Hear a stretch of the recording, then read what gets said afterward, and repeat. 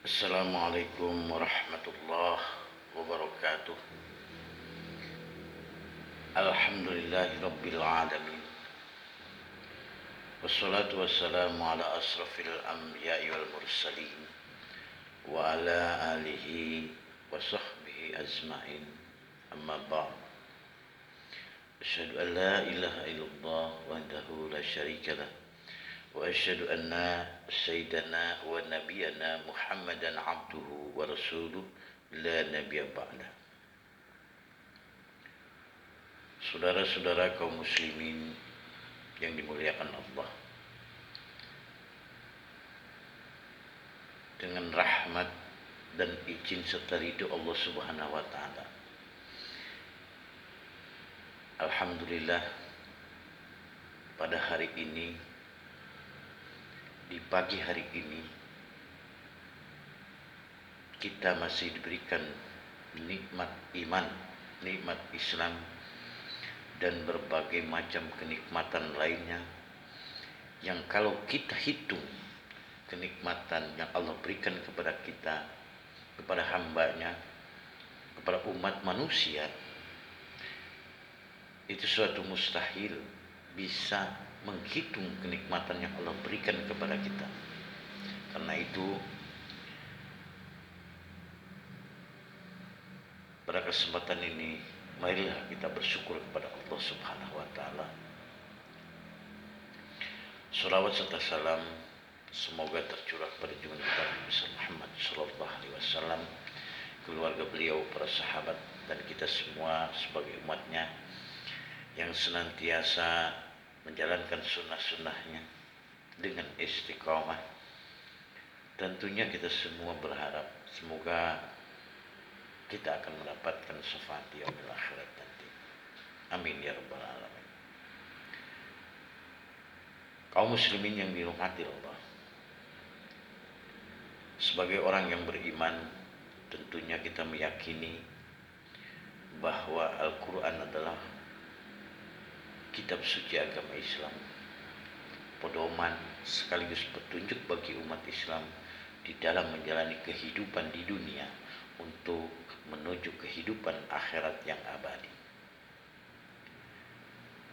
Dan di dalam Al-Quran tentunya ada perintah-perintah dan larangan serta seruan kepada umat Islam agar melaksanakan ibadah-ibadah yang Allah anjurkan kepada umatnya. Di dalam Al-Quran ada 3 perintah berangkai. Karena itu pada kesempatan ini saya akan menyampaikan pesan agama atau pesan Al-Quran yang terkandung di dalam Al-Quran, yaitu 3 perintah Allah Subhanahu wa taala berangkai yang terkandung di dalam Al-Quran. Apa itu 3 perintah berangkai? Yang pertama, Allah memerintahkan aqimus sholat wa atiuz zakat. Kerjakan sholat dan tunaikan zakat. Kemudian yang kedua, wa atiullah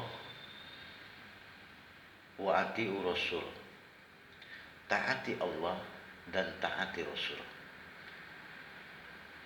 Dan yang ketiga, perintah berangkai yang ketiga di dalam Al-Quran adalah anishkurli wali walidayya. Saudara-saudaraku yang dirahmati Allah, perintah berangkai yang pertama adalah aqimus sholah wa atiuz zakat. Dirikan sholat dan tunaikan zakat. Ayat ini berangkai di mana apabila kita mendirikan sholat, maka kita diwajibkan untuk menunaikan zakat, membayar zakat. Kalau kita hanya mendirikan sholat, kemudian kita tidak melaksanakan perintah yang satu, membayar zakat, tidak akan diterima sholatnya oleh Allah Subhanahu wa Ta'ala. Maka pesan ini berangkai. Artinya berangkai adalah tidak bisa dipisahkan satu dengan yang lain. Antara perintah yang satu itu berkaitan dengan perintah yang kedua. Aqimus sholat wa aqimuz zakat. Laksanakan sholat dan tunaikan zakat.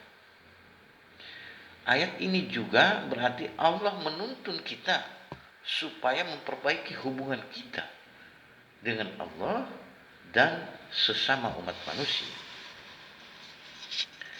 Jadi jelas, ayat ini adalah hablum minallah dan hablum minannas.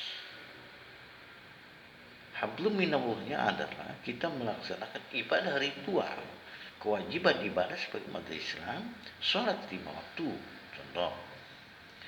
Kemudian kita membayar zakat, tunaikan zakat, baik itu zakat fitrah, zakat mal, zakat dan lain sebagainya.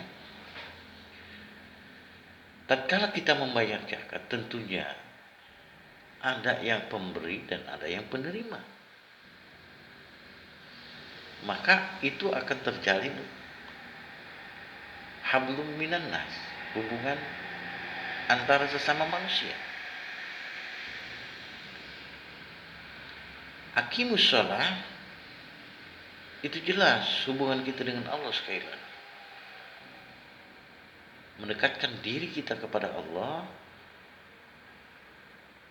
dengan melalui ibadah kita, yaitu sholat 5 waktu dalam sehari semalam.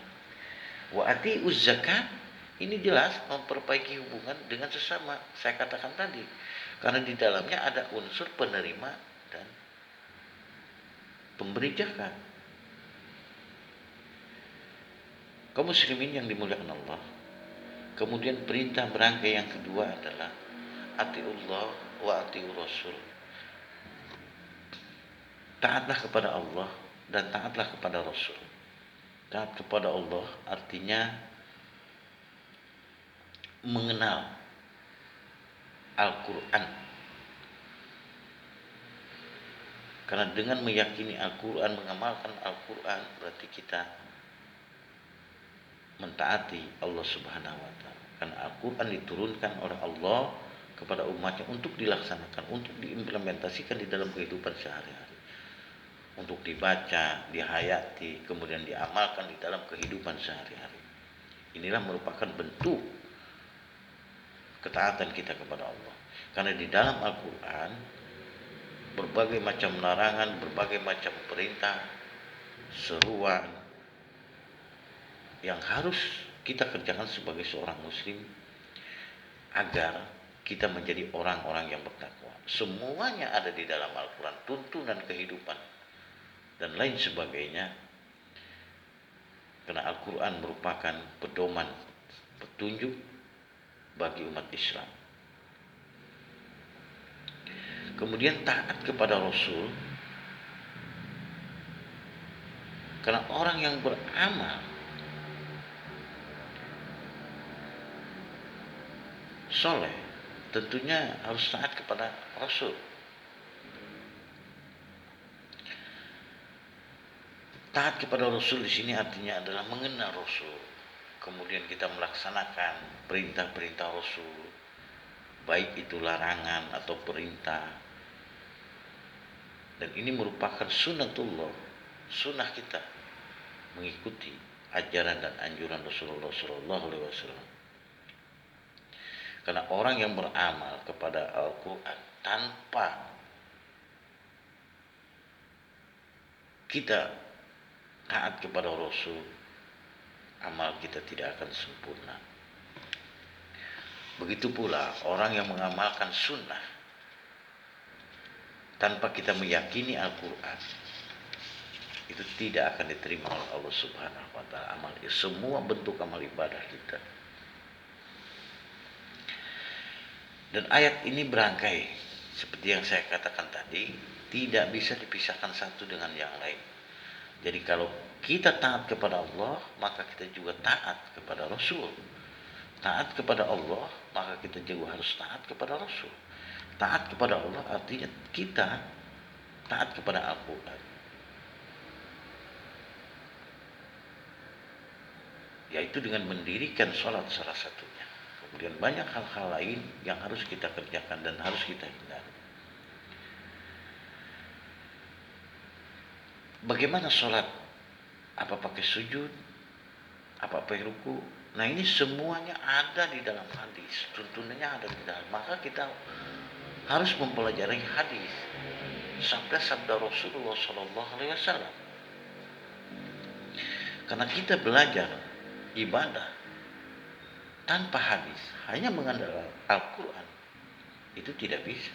Sebab di dalam Al-Quran tidak ada perintah bagaimana caranya sholat, bagaimana caranya berwudu, bagaimana caranya zakat, membayarnya pakai apa. Ini semua ada di dalam hadis. Al-Quran hanya memerintahkan aqimus sholat, dirikan sholat.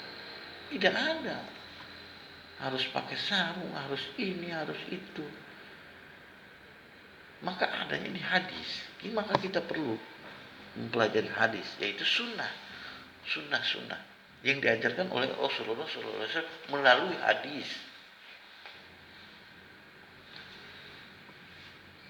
Seperti halnya zakat juga tidak ada perintah di dalam Al-Quran, tidak terperinci, hanya atiuz zakat, laksanakan zakat, bayar zakat.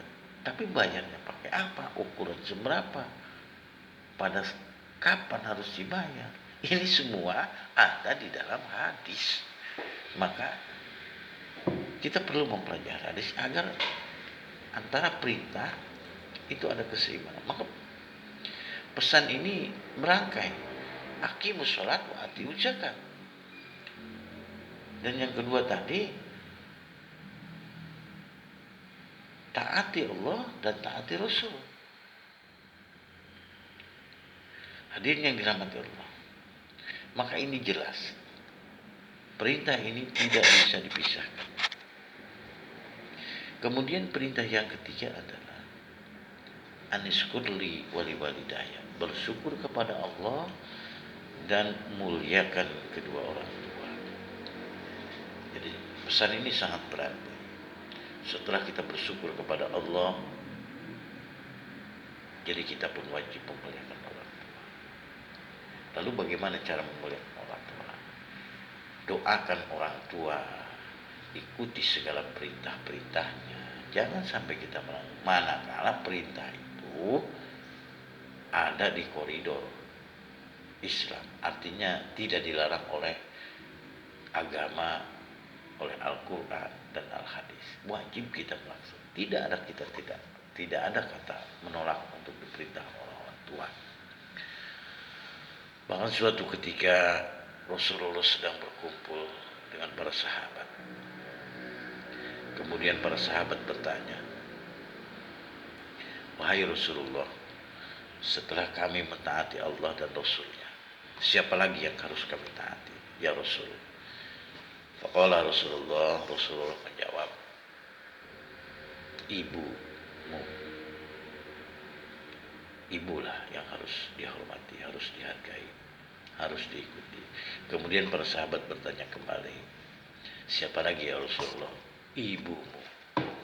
Kemudian para sahabat bertanya kembali, "Siapa lagi ya Rasulullah setelah Allah dan Rasul yang kami taati?" "Ibumu." Ibu, dan ibu. 3 kali Rasulullah menjawab dengan pertanyaan yang sama. Dan pertanyaan yang keempat, baru Rasulullah menjawab, "Bapakmu." Subhanallah.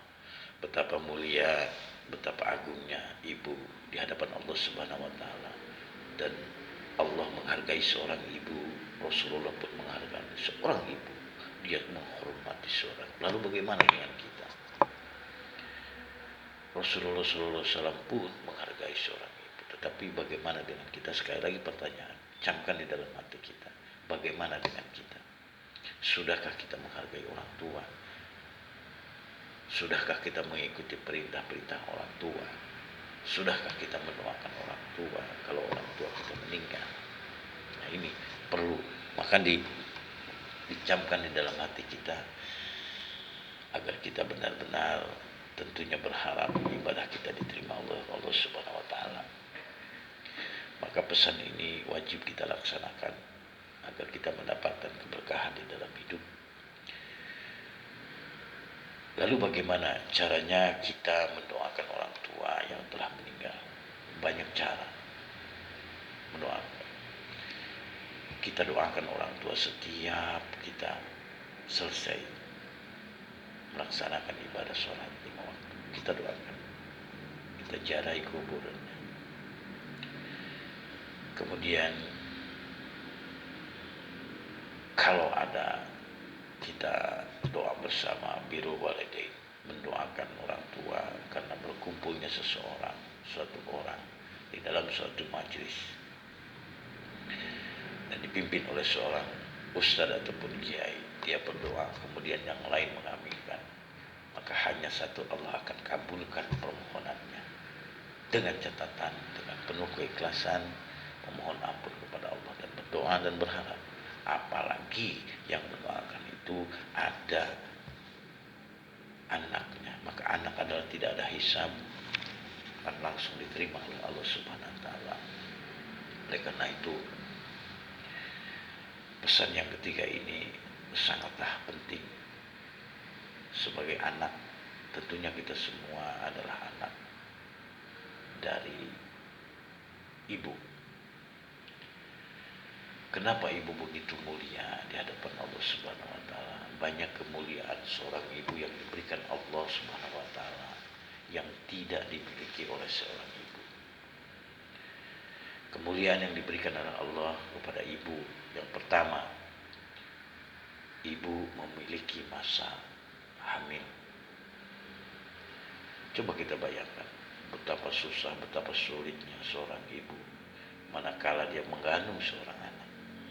9 bulan dia bawa ke mana-mana tanpa mengeluh, tanpa putus asa. Hanya satu harapan dia, semoga anak yang di dalam kandungan selamat dan dijadikan anak yang soleh. Itulah harapan seorang ibu pada saat itu.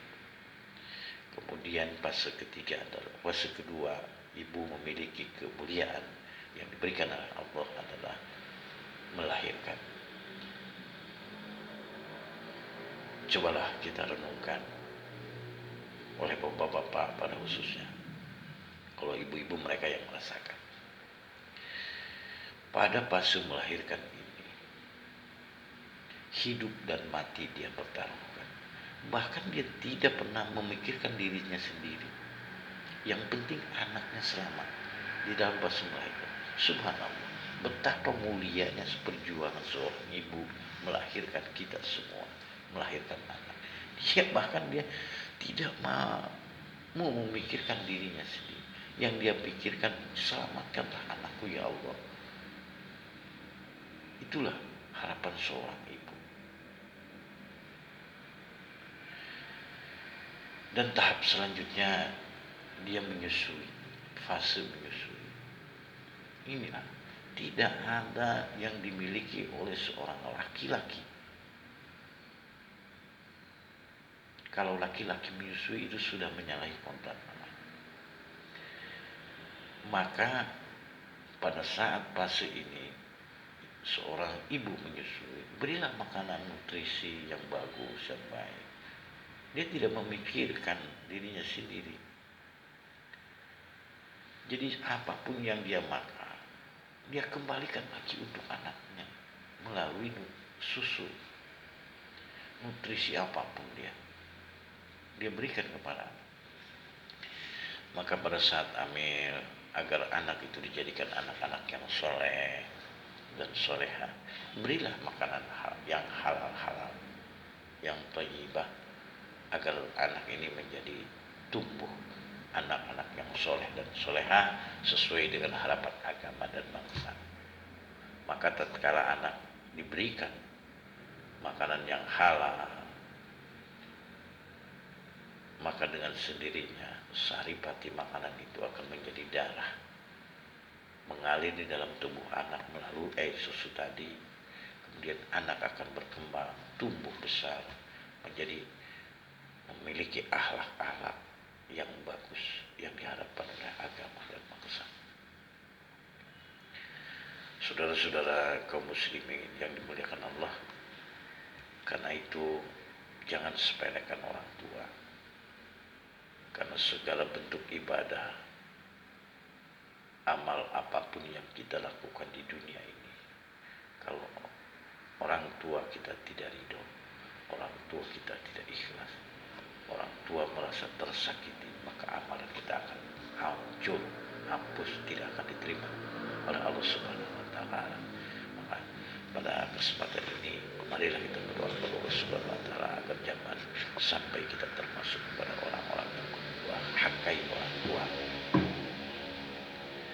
Karena itu 3 perintah berangkai ini kita berdoa kepada Allah Subhanahu wa taala kita sanggup dan mampu dan diberikan hidayah serta petunjuk oleh Allah Subhanahu wa taala agar kita sanggup dan mampu menjalankan 3 perintah serangkai di dalam Al-Qur'an, agar kita di dalam menjalani kehidupan di dunia ini menuju kehidupan akhirat yang abadi senantiasa setiap langkah dan aktivitas kita Allah senantiasa meridhoinya.